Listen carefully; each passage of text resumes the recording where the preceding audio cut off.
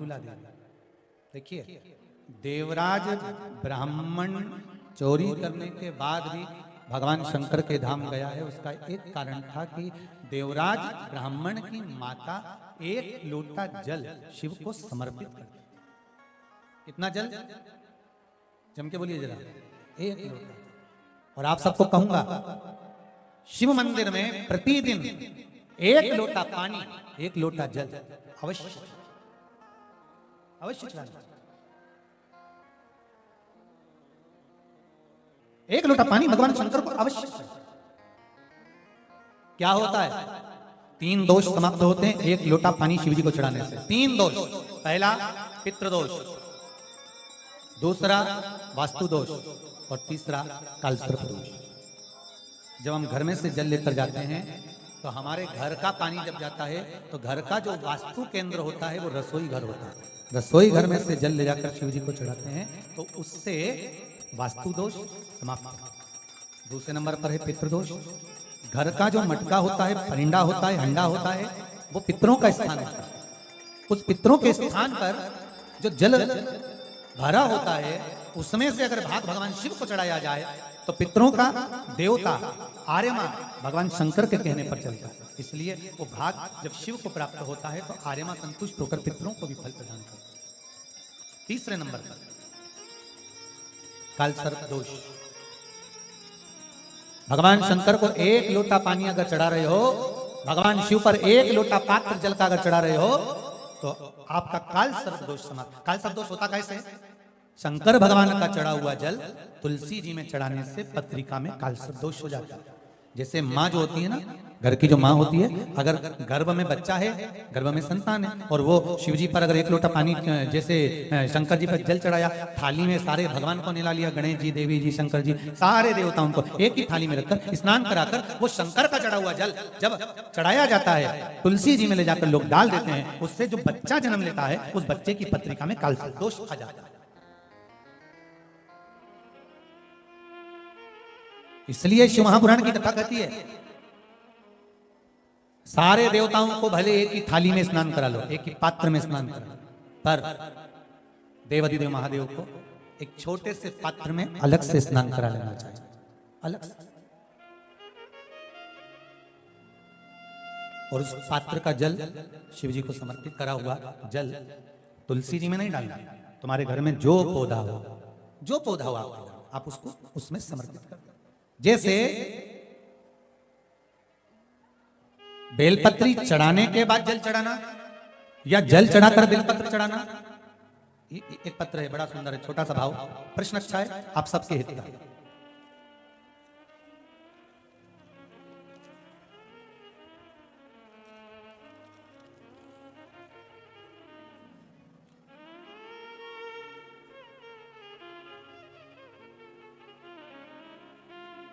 अरुणा जी अग्रवाल जयपुर, झरना जी अग्रवाल जयपुर राजस्थान से इन्होंने प्रश्न किया है, गुरुदेव दूध, कच्चा दूध केवल शिवलिंग पे चढ़ाना चाहिए या पूरे शिव परिवार पे चढ़ाना चाहिए? प्रश्न अच्छा है। और शिव महापुराण की कथा रुद्राक्ष उत्सव चल रहा है तो आप उसको समझें। दूध केवल शिवलिंग पे चढ़ाना चाहिए या जो शिवलिंग के आसपास में सभी परिवार विराजमान होता है उस पे भी चढ़ाना चाहिए? अगर लिंग पुराण आप उठाकर देखेंगे तो लिंग पुराण में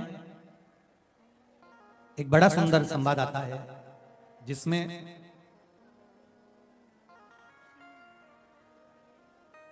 पीले कलर के शिवलिंग का वर्णन है। सफेद, लाल, पीला और काला, ये शिवलिंग का आपको पहले वर्णन करा। ब्राह्मण सफेद मट्टी का शिवलिंग बनाता है, वैश्य पीली मिट्टी का शिवलिंग बनाता है, क्षत्रिय लाल मिट्टी का शिवलिंग का निर्माण करता है, शूद्र काली मिट्टी का शिवलिंग का निर्माण करता है। काली मिट्टी की शिवलिंग का निर्माण करता है। ये जो वर्णन किया गया है कि उसमें लिंग पुराण के अंतर्गत एक पीले शिवलिंग का वर्णन आता है कि पीला जो शिवलिंग होता है उस शिवलिंग का भाव कितना सुंदर बताया गया है। उसमें व्याख्यान वर्णन में आप अगर पढ़ेंगे देखेंगे लिंग पुराण के अंतर्गत, तो उसमें आता है कि दूध जब आप देव अधिदेव महादेव के शिवलिंग पर समर्पित करते हो तो शिव महापुराण की कथा कहती है, लिंग पुराण कथा कहती है, नर्मदा पुराण, स्कंद पुराण, पद्म पुराण, अग्नि पुराण, सारी पुराणे वर्णन करती है, वराह पुराण, ब्रह्मवेत्ता पुराण, ये जितनी पुराणे सब वर्णन करती है कि जब शिवलिंग पर हम दूध चढ़ाते हैं तो केवल शंकर भगवान के शिवलिंग पर दूध चढ़ा देने से संपूर्ण परिवार पर दूध चढ़ जाता है। अलग से हमें कहीं चढ़ाने की जरूरत नहीं, अलग से हमें कहीं दूध ले जाकर चढ़ाने की जरूरत नहीं कि हमें गणेश जी को अलग से चढ़ाना पड़ेगा, देवी जी को अलग से चढ़ाना पड़ेगा, कार्तिकेय जी को अलग से चढ़ाना पड़ेगा या नंदी को अलग से चढ़ाना पड़ेगा। तो जो प्रश्न करा है गन्ना जी अग्रवाल जी ने, जयपुर राजस्थान से हैं, सुंदर प्रश्न करा है। और ये आपको ज्ञात होना चाहिए कि शंकर भगवान पर चढ़ाया गया थोड़ा सा भी दूध जल जो हम भगवान शिव को समर्पित कर रहे हैं वो केवल शिव के लिए नहीं रहता, केवल भगवान शंकर के लिए नहीं है, वो स्वयं 33 कोटि देवताओं को समर्पित हो जाता है, स्वयं 33 कोटि देवताओं को पहुंच जाता है। अलग से देने की जरूरत नहीं होती।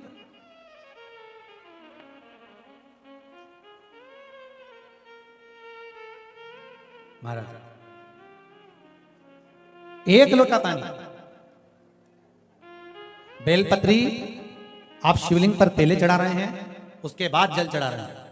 दूसरा, जल चढ़ाने के बाद बेलपत्र चढ़ा रहे हैं। ये दो अलग अलग क्रम है शंकर भगवान के पूजन के। आप समझ लीजिएगा जरा, ये प्रसंग कभी नहीं आया, आज आया है तो उसको समझ लीजिए।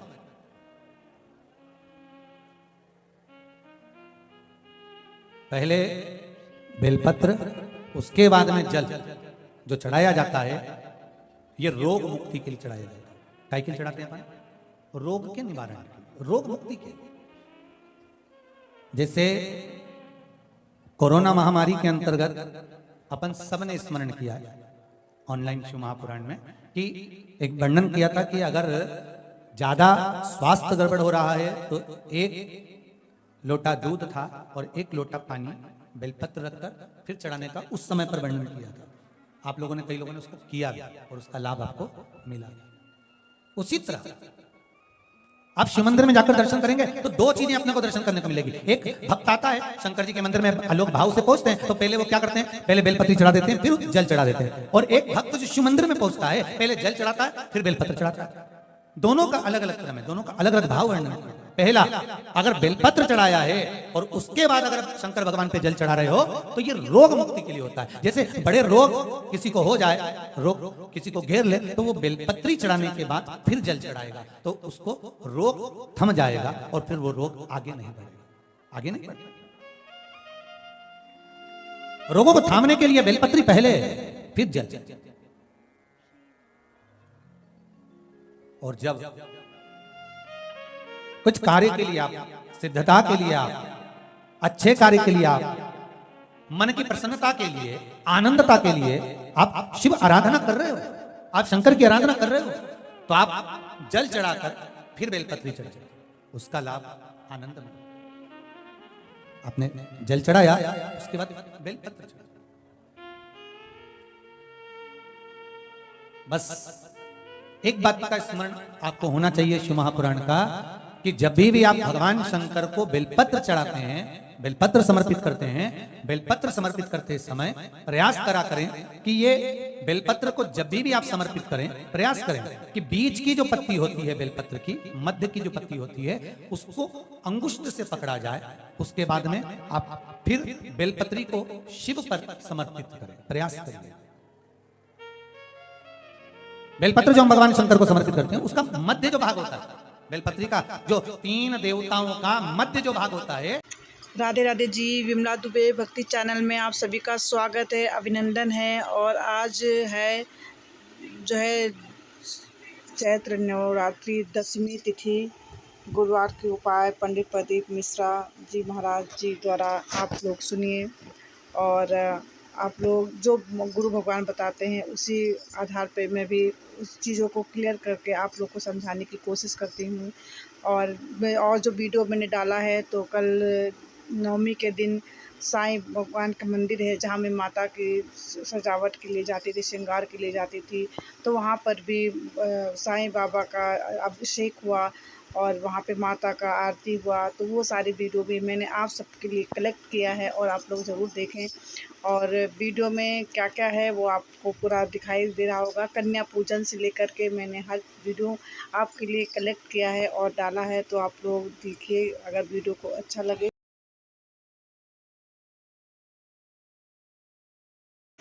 तो सामने वीडियो में है कि बाबा का अभिषेक हो रहा है और उसके बाद उनका श्रृंगार हुआ। और कल पूरा दिन मैं भी आप लोग के दिव्य श्री माता रानी का भी श्रृंगार हुआ और उनकी भी आरती का करने की मुझे मौका मिला। तो आप सभी लोग को भी मैं कोशिश करती हूँ कि आप सबको जो भी मैं देखूँ, मैं जहाँ पर भी जाऊँ तो आप लोग के लिए वीडियो कलेक्ट करती हूँ। तो आप सभी को मेरा वीडियो अच्छा लगे। तो कन्या सब खा रही हैं, मंदिर परिसर में ही कन्या का पूजन होता है, तो जिसकी मर्ज़ी वो आकर के वहाँ पे कन्या को जो है जिमा सकता है। तो ये कन्या भोज कर रही हैं, कन्याओं को खिलाया जा रहा है। तो पूरा दिन कल मंदिर परिसर में यही होता रहा। गुरु भगवान कहते हैं कि अलग-अलग पुराणों में अलग-अलग जितने भी वर्ग हैं सब अलग-अलग शूद्र, वैश्य और ब्राह्मण जितने भी हैं सब अलग-अलग कलर के शिवलिंग बनाते हैं। और सारे पुराणों में है कि शिवलिंग को जो है अगर एक शिवलिंग को ही जल चढ़ाया जाए तो सारे जल चढ़ाने का पुण्य मिलता है। तो आप शिवलिंग पे माथ चढ़ाएँ और सारे देवी देवता अगल-बगल हैं उनको ना भी चढ़ाएँ तो कोई बात नहीं, अगर चढ़ाते हैं तो भी कोई दिक्कत नहीं, तो सारे वो मिल जाता है। तो ये रहा आज का वीडियो। आप सभी को ये वीडियो अच्छा लगा होगा तो आप लोग ज़रूर लाइक करें। आशा है दर्शकों आप सभी को मेरा वीडियो अच्छा लगा होगा। यदि अच्छा लगे तो लाइक शेयर सब्सक्राइब ज़रूर कीजिएगा। मैं वीडियो बनाने में बहुत मेहनत करती हूँ, तो प्लीज़ आप मेरे वीडियो को लाइक शेयर सब्सक्राइब कीजिएगा। जो न्यू आए हैं वो मेरे चैनल को सब्सक्राइब करें, लाइक करें और बेल आइकन दबाना बिल्कुल भी ना भूलें। अगले वीडियो में फिर से मिलते हैं, तब तक के लिए नमस्कार, प्रणाम।